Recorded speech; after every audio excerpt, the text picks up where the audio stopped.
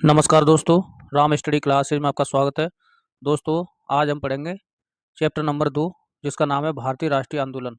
तो friends, UP triple S C PET के जितने भी प्रश्न अब तक पूछे गए भारतीय राष्ट्रीय आंदोलन से, आज की क्लास में हम उन सभी प्रश्नों को कवर करेंगे। तो चलिए, इसमें हम पहले पढ़ेंगे स्वाधीनता आंदोलन के प्रारंभिक वर्ष। तो इसमें पहला प्रश्न है, भारतीय राष्ट्रीय आंदोलन के दौरान कांग्रेस मंत्रालय ने कब इस्तीफा दिया था? तो इसका राइट आंसर होगा ऑप्शन नंबर बी, 1939 में इस्तीफा दिया था। इसकी डिटेल पढ़ लेंगे। वर्ष 1937 के प्रांतीय चुनावों के दौरान कांग्रेस ने 8 राज्यों में सरकार बनाई थी, लेकिन द्वितीय विश्व युद्ध में वायसराय ने बिना विधानमंडलों की सहमति के भारत को युद्ध में शामिल कर लिया था। परिणाम स्वरूप कांग्रेस मंत्रिमंडल ने 28 माह शासन करने के बाद 1939 में इस्तीफा दे दिया था। मुस्लिम लीग ने इसे मुक्ति दिवस एवं धन्यवाद दिवस के रूप में मनाया था। डॉक्टर भीमराव अंबेडकर ने भी इनका साथ दिया था, ये भी आपको ध्यान रखना है। नेक्स्ट प्रश्न है, चित्तरंजन दास और मोतीलाल नेहरू ने परिषद राजनीति में वापसी पर बहस करने के लिए कांग्रेस के भीतर निम्नलिखित में से किस राजनीतिक दल का गठन किया था? तो इसका राइट आंसर होगा ऑप्शन नंबर बी सही होगा, ये स्वराज पार्टी का गठन किया था, आपको याद रखना है। इसकी डिटेल पढ़ लेंगे। चित्तरंजन दास और मोतीलाल नेहरू ने परिषद की राजनीति में वापसी बहस करने के लिए कांग्रेस के भीतर स्वराज पार्टी का गठन किया था। सितंबर 1923 में दिल्ली में हुए कांग्रेस के विशेष अधिवेशन में स्वराज पार्टी को मान्यता प्रदान की गई थी। पार्टी के अध्यक्ष CR दास यानी चित्तरंजन दास और महासचिव मोतीलाल नेहरू थे। नेक्स्ट प्रश्न है, निम्नलिखित में से किसने अपने सहयोगियों को यह महसूस करने के लिए प्रेरित किया था कि संविधान सभा ब्रिटिश निर्मित थी और ब्रिटिश योजनाओं पर काम कर रही थी, जैसा कि ब्रिटिश चाहते थे, तो इस पर काम किया जाए? तो इसका राइट आंसर होगा option number D, Somnath Lahiri. Detail पढ़ लेंगे। सोमनाथ लाहिड़ी जो कि बंगाल से संविधान सभा के सदस्य एवं कम्युनिस्ट पार्टी के नेता थे, इन्होंने अपने सहयोगियों को यह महसूस करने के लिए प्रेरित किया था कि संविधान सभा ब्रिटिश निर्मित थी और ब्रिटिश योजनाओं पर काम कर रही थी, जैसा कि ब्रिटिश चाहते थे, इस पर काम किया जाए। अब हम पढ़ेंगे स्वदेशी तथा सविनय अवज्ञा आंदोलन, महात्मा गांधी तथा अन्य नेताओं की भूमिका। तो इसमें देखेंगे। प्रश्न नंबर 4 है, निम्नलिखित में से किसने 1928 में बारदौली सत्याग्रह का नेतृत्व किया था? तो इसका राइट आंसर होगा ऑप्शन नंबर डी, ये सरदार वल्लभ भाई पटेल ने किया था, आपको याद रखना है। डिटेल पढ़ लेंगे। बारदौली सत्याग्रह 1928 में गुजरात के बारदौली क्षेत्र में किसानों द्वारा किया गया एक महत्वपूर्ण आंदोलन था, जिसका नेतृत्व किसने किया था? सरदार वल्लभ भाई पटेल ने किया था। इस आंदोलन का मुख्य कारण क्या था? ब्रिटिश सरकार द्वारा किसानों पर भूमि राजस्व यानी लगान बढ़ाना था, जो कि किसानों के लिए अत्यधिक था। सरदार वल्लभ भाई पटेल के नेतृत्व में किसानों ने सत्याग्रह किया और लगान का भुगतान करने से इनकार कर दिया था। इस संघर्ष ने उन्हें सरदार की उपाधि भी दिलाई थी। भारतीय स्वतंत्रता संग्राम में एक महत्वपूर्ण मोड़ साबित हुआ। इस आंदोलन से ब्रिटिश सरकार को झुकना पड़ा था और बढ़े हुए करों को वापस लेना पड़ा था, जिससे किसानों की बड़ी राहत यानी किसानों को बड़ी राहत मिली थी। अगला प्रश्न देखेंगे। भारतीय राष्ट्रीय आंदोलन की निम्नलिखित घटनाओं को उनके घटित होने के वर्ष में मिलाना है। तो इसका राइट आंसर होगा ऑप्शन नंबर सी सही होगा, सी। तो देखेंगे पहले का ऑप्शन डी सही होगा, यानी बारदौली सत्याग्रह आंदोलन जो हुआ था वो हुआ था 1928 में। और महात्मा गांधी ने नोआखली की यात्रा की थी, तो ये कब की थी? तो 1946 में की थी, आपको ध्यान रखना है। गांधी जी ने लंगोटी पहनना कब शुरू किया था? ये देखो क्वेश्चन पूछा गया था, तो ये बहुत चर्चा में रहा था जब पूछा गया था प्रश्न। तो इसका राइट आंसर होगा ऑप्शन नंबर ए, ये 1921 में। और अहमदाबाद में मिल मजदूरों की हड़ताल कब हुई थी? तो 1918 में, ये आपको ध्यान रखना है। देखेंगे बारदौली में किसान आंदोलन कब हुआ था? 1928 में। महात्मा गांधी ने नोआखली की यात्रा कब की थी? 1946 में। गांधी जी ने लंगोटी पहनना कब शुरू किया था? 1921 में। और अहमदाबाद में मिल मजदूरों की हड़ताल कब हुई थी? 1918 में। नेक्स्ट प्रश्न पढ़ेंगे। वर्ष 1922 में असहयोग आंदोलन को निलंबित करने के बाद गांधी जी को अहमदाबाद में गिरफ्तार कर लिया गया था और कितने वर्षों के साधारण कारावास की सजा सुनाई गई थी? तो इसका राइट आंसर होगा ऑप्शन नंबर डी, ये 6 वर्षों के लिए कारावास की सजा सुनाई गई थी। इसकी डिटेल पढ़ लेंगे। असहयोग आंदोलन के स्थगन के बाद गांधी जी को 10 मार्च 1922 को गिरफ्तार कर लिया गया था। 18 मार्च 1922 को अहमदाबाद के सत्र न्यायाधीश ब्रूमफील्ड ने गांधी जी को 6 वर्ष की सजा सुनाई थी, लेकिन बाद में 5 फरवरी 1924 को बीमारी के कारण उन्हें समय से पहले रिहा कर दिया गया था। अगला प्रश्न पढ़ेंगे। निम्नलिखित में से किस घटना के बाद सरदार वल्लभ भाई पटेल को सरदार की उपाधि मिली थी? तो इसका राइट आंसर होगा ऑप्शन नंबर ए, ये बारदौली सत्याग्रह जो हुआ था उसमें सरदार की उपाधि मिली थी इन्हें। डिटेल पढ़ लेंगे। बारदौली सत्याग्रह जो कि गुजरात में हुआ था वर्ष 1928 में घटित प्रमुख किसान आंदोलन था। प्रांतीय सरकार ने कृषकों की लगान में 22% की वृद्धि कर दी थी। वल्लभ भाई पटेल ने लगान वृद्धि का विरोध किया तथा सत्याग्रह प्रारंभ किया था। अंततः सरकार को विवश होकर लगान घटाकर 6.03% करना पड़ा था। बारदौली सत्याग्रह के सफल होने के बाद वहां की महिलाओं की तरफ से महात्मा गांधी ने वल्लभ भाई पटेल को सरदार की उपाधि से संबोधित किया था। अगला प्रश्न देखेंगे।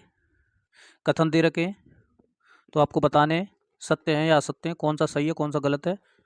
तो गांधी जी द्वारा लॉर्ड चेम्सफोर्ड को दिए गए नोटिस की समाप्ति के बाद असहयोग आंदोलन औपचारिक रूप से शुरू किया गया था। दूसरा कथन है असहयोग आंदोलन प्रारंभ करने के दिन ही लोकमान्य तिलक की मृत्यु हो गई थी। तो इसका राइट आंसर होगा ऑप्शन नंबर सी सही होगा। दोनों कथन सत्य हैं। डिटेल पढ़ लेंगे।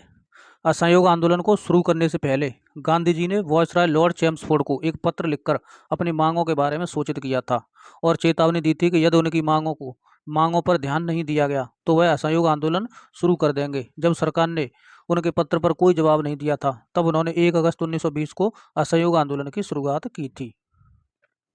लोकमान्य बाल गंगाधर तिलक राष्ट्रवादी नेता थे। उनका निधन हो गया था 1 अगस्त 1920 को। तिलक की मृत्यु हो गई थी और उनकी मृत्यु ने गांधी जी को और अधिक प्रेरित किया कि वह आंदोलन को पूरी शक्ति से आगे बढ़ाएं। इस प्रकार हम देखेंगे कथन फर्स्ट और कथन सेकंड दोनों सत्य होंगे। आगे देखेंगे प्रश्न नंबर 9। वर्ष 1928 में मोतीलाल नेहरू समिति द्वारा निम्नलिखित में से कौन सा अधिनियम विधेयक प्रस्तावित किया गया था। तो इसका राइट आंसर होगा ऑप्शन नंबर बी अधिकारों का बिल, ये प्रस्तावित किया गया था।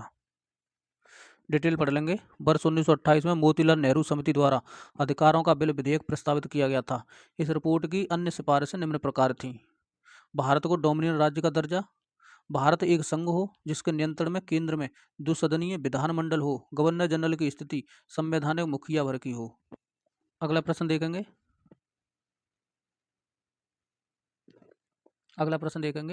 निम्नलिखित में से कौन खुदाई खिदमतगार का संस्थापक था और जिसे बादशाह खान के नाम से जाना जाता है। तो इसका राइट आंसर होगा ऑप्शन नंबर डी सही होगा, ये खान अब्दुल गफ्फार खान।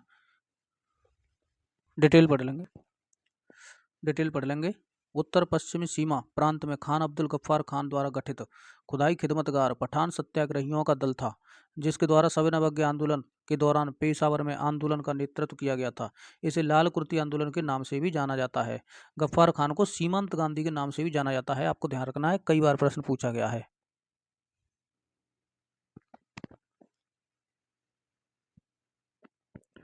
अगला प्रश्न देखेंगे। 1942 में विंस्टन चर्चिल द्वारा गांधी जी और कांग्रेस के साथ समझौता करने का प्रयास करने के लिए किसे भारत भेजा गया था।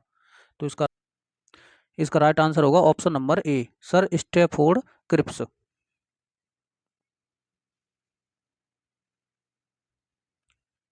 डिटेल पढ़ लेंगे। द्वितीय विश्व युद्ध में ब्रिटिश युद्ध प्रयासों के लिए भारत का सहयोग प्राप्त करने के लिए मार्च 1942 में ब्रिटिश प्रधानमंत्री विंस्टन चर्चिल द्वारा सर स्टैफोर्ड क्रिप्स की अध्यक्षता में एक क्रिप्स मिशन को भारत भेजा गया था।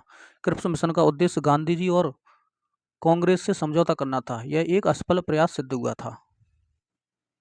अब हम पढ़ेंगे क्रांतिकारी आंदोलन तथा उग्र राष्ट्रवाद का उदय। इसमें देखेंगे प्रश्न नंबर 12। बंगाल के विभाजन ने पूरे भारत में लोगों को क्रोधित कर दिया था और डेल्टा आंध्र क्षेत्र में स्वदेशी आंदोलन हुआ था। इसे निम्नलिखित में से किस नाम से जाना जाता था। तो इसका राइट आंसर होगा ऑप्शन नंबर सी सही होगा, इसका आंसर वंदे मातरम आंदोलन। डिटेल पढ़ लेंगे। वंदे मातरम आंदोलन 1905 के बंगाल विभाजन की घोषणा के बाद 11 फरवरी 1907 को आंध्र प्रदेश में शुरू किया गया था। इस अवधि में कृष्णा जिले के लोगों में राष्ट्रीय जागृति की भावना देखी गई। इस आंदोलन के प्रमुख नेता हरि सर्वोत्थामा राव, पिंगली लक्ष्मी नारायण, कासिन धुनी बीरा, मल्लया, बोधी नारायण राव और अन्य थे। अप्रैल 1907 में बिपिन चंद्र पाल ने विजयवाड़ा में मसूलीपट्टनम की यात्रा की, साथ ही स्वदेशी और वंदे मातरम की उत्पत्ति तथा महत्व पर भाषण दिया था। अगला प्रश्न देखेंगे। गदर पार्टी भारत की स्वतंत्रता के उद्देश्य से एक प्रारंभिक क्रांतिकारी आंदोलन था। इसका मुख्यालय जो था वो कहाँ पर स्थित था। तो इसका राइट आंसर होगा option number C San Francisco में स्थित था।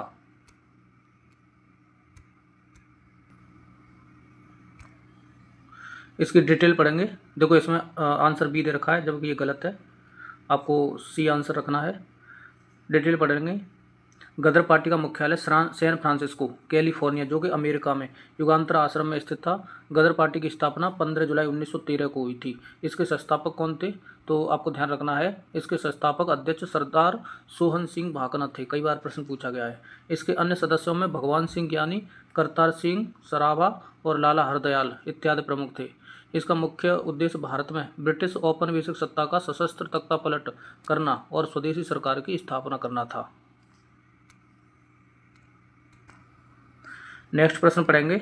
1913 में हिंदुस्तान गदर पार्टी का मुख्यालय ये किस में स्थित था? तो इसका राइट आंसर होगा ऑप्शन नंबर डी, ये सैन फ्रांसिस्को में स्थित था। देखेंगे, डिटेल पढ़ेंगे। 1913 ईस्वी में जब हिंदुस्तान गदर पार्टी की स्थापना लाला हरदयाल और सोवन सिंह भाकना द्वारा हुई थी, जिसे युगांतर आश्रम नाम दिया गया था और ये स्थान सैन फ्रांसिस्को में था।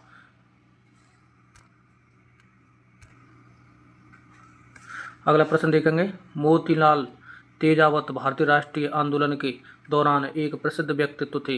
वह भारत के निम्नलिखित में से किस क्षेत्र से संबंधित थे? तो इसका राइट आंसर होगा ऑप्शन नंबर डी। इसका जो आपको ध्यान रखना है, ये राजस्थान है, राजस्थान। ऑप्शन नंबर डी सही होगा।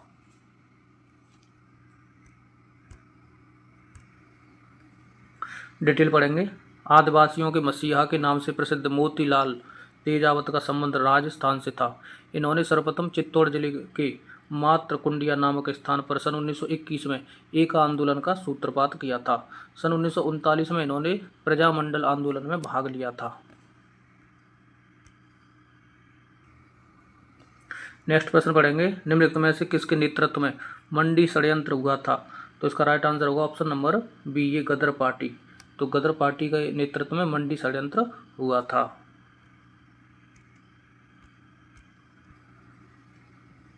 इसकी डिटेल पढ़ लेंगे। हिमालय के मंडी की जनता ने स्थानीय शासक एवं उसके वजीर द्वारा किए जा रहे अत्याचारों से तंग आकर सन 1914-15 में गदर पार्टी हिरदाराम के नेतृत्व में विद्रोह कर दिया। इसे गदर की गूंज, गदर संदेश, ऐलाने जंग के नाम से जाना जाने लगा था। इसमें मियाँ जवाहर सिंह और खैरगढ़ी की रानी ने क्रांतिकारियों को आर्थिक सहायता प्रदान की थी। नेक्स्ट प्रश्न देखेंगे।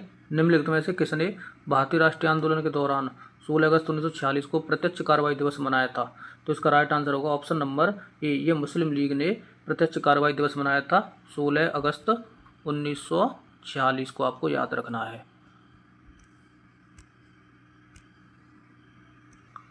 इसकी डिटेल पढ़ लेंगे। मुस्लिम लीग ने 16 अगस्त 1946 ईस्वी को सीधी अथवा प्रत्यक्ष कार्रवाई दिवस मनाया था। सर्वप्रथम प्रत्यक्ष कार्रवाई दिवस कलकत्ता में मनाया गया था और इस समय बंगाल में मुस्लिम लीग की सरकार थी।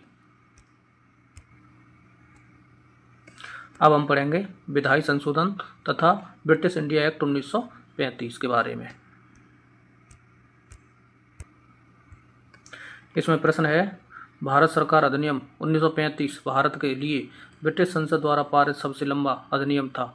मूल रूप से पारित अधिनियम बहुत लंबा होने के कारण दो अलग अलग अधिनियमों में विभाजित किया गया था, अर्थात भारत सरकार अधिनियम 1935 और,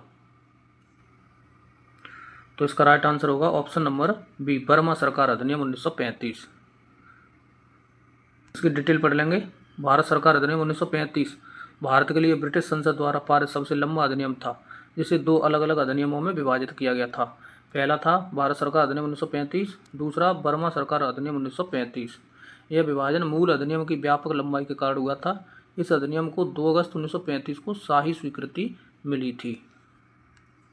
अगला प्रश्न देखेंगे। भारतीय स्वतंत्रता अधिनियम 1947 के पारित होने के साथ भारत एक अधिराज्य बन गया था और अधिराज्य विधानमंडल ने भारत सरकार अधिनियम 1935 की किस धारा के प्रावधानों के तहत 1947 से 1949 तक कानून बनाए थे? तो इसका राइट आंसर होगा ऑप्शन नंबर ए सही होगा, धारा 100।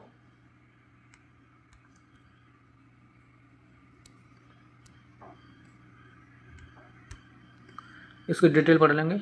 भारतीय स्वतंत्रता अधिनियम 1947 के पारित होने के साथ भारत एक अधिराज्य बन गया था और अधिराज्य विधानमंडल ने भारत सरकार अधिनियम 1935 की धारा 100 के प्रावधानों के तहत 1947 से 1949 तक कानून बनाए थे। अगला प्रश्न देखेंगे। भारतीय राष्ट्रीय कांग्रेस, इंडियन नेशनल कांग्रेस और अखिल भारतीय मुस्लिम लीग ने प्रसिद्ध कौन सा पैक्ट के माध्यम से अंग्रेजों के खिलाफ भारत के संघर्ष के लिए एक साथ आने का फैसला किया था? तो इसका राइट आंसर होगा ऑप्शन नंबर ए, ये लखनऊ पैक्ट 1916 था। डिटेल पढ़ लेंगे। भारतीय राष्ट्रीय कांग्रेस और अखिल भारतीय मुस्लिम लीग ने प्रसिद्ध लखनऊ पैक्ट 1916 के माध्यम से अंग्रेजों के खिलाफ भारत के संघर्ष के लिए एक साथ आने का फैसला किया था। इस कार्य में प्रयास करने के लिए सरोजिनी नायडू ने मोहम्मद अली जिन्ना को हिंदू मुस्लिम एकता के राजदूत की उपाधि दी थी। नेक्स्ट प्रश्न पढ़ेंगे। निम्नलिखित में से कौन सा 1892 के सुधारों का विस्तार था? तो इसका राइट आंसर होगा ऑप्शन नंबर सी, ये 1909 का परिषद अधिनियम था। 1909 का भारतीय परिषद अधिनियम 1892 के सुधारों का विस्तार था। 1909 के भारतीय परिषद अधिनियम में प्रांतीय विधान परिषद में गैर सरकारी सदस्यों की संख्या बढ़ाकर उन्हें बहुमत प्रदान कर दिया गया था, जबकि 1892 के सुधारों में केंद्रीय तथा प्रांतीय विधायिकाओं में सरकारी सदस्यों का बहुमत था। अब ये लास्ट टॉपिक है इसमें भारतीय राष्ट्रीय आंदोलन में भारत छोड़ो आंदोलन, आज़ाद हिंद फौज तथा नेताजी सुभाष चंद्र बोस। तो इनके बारे में हम क्वेश्चन पढ़ेंगे। अब देखेंगे प्रश्न। 13 जून 1943 को सुभाष चंद्र बोस निम्नलिखित में से किसके निमंत्रण पर पूर्वी एशिया आए थे? तो इसका राइट आंसर होगा ऑप्शन नंबर ए, ये रास बिहारी बोस इनके निमंत्रण पर पूर्व एशिया आए थे। डिटेल पढ़ लेंगे। रास बिहारी बोस के निमंत्रण पर सुभाष चंद्र बोस 13 जून 1943 को पूर्वी एशिया यानी सिंगापुर में आए थे। यहाँ उन्होंने इंडियन इंडिपेंडेंस लीग की अध्यक्षता ग्रहण की तथा INA प्रमुख की कमान संभाली थी। नेक्स्ट प्रश्न देखेंगे और ये लास्ट प्रश्न है। सुभाष चंद्र बोस ने 1944 में मोइरांग में INA ध्वज फहराया था। वह शहर अब निम्नलिखित में से किस राज्य में, किस केंद्र शासित प्रदेश में स्थित है? तो इसका राइट आंसर होगा ऑप्शन नंबर डी सही होगा, ये मणिपुर में स्थित है। डिटेल पर चर्चा कर लेंगे। 14 अप्रैल 1944 को कर्नल शौकत मलिक की कमान के तहत INA की सुभाष रेजिमेंट में मणिपुर के बिष्णुपुर जिले के शहर मोइरांग में ब्रिटिश सेना के खिलाफ जीत हासिल की। इस जीत को चिन्हित करने के लिए सुभाष चंद्र बोस ने मोइरांग में अपना राष्ट्रीय ध्वज फहराया था। तो फ्रेंड्स, आज हमने इस क्लास में भारतीय राष्ट्रीय आंदोलन सभी पूरे कंप्लीट कर लिए हैं। अब ये हमारी भारतीय इतिहास की पूरी क्लास कंप्लीट हो चुकी है 2 भागों में। अब इसके बाद में हम भारतीय संविधान यानी पॉलिटी से जितने भी प्रश्न पूछे गए हैं UPSSC पैट में, तो वो क्लास लेकर हम आएंगे। तो अगर आपने ये इसका पहला भाग नहीं देखा है तो आप एक बार उसे देख लीजिए और अपनी तैयारी करते रहिए।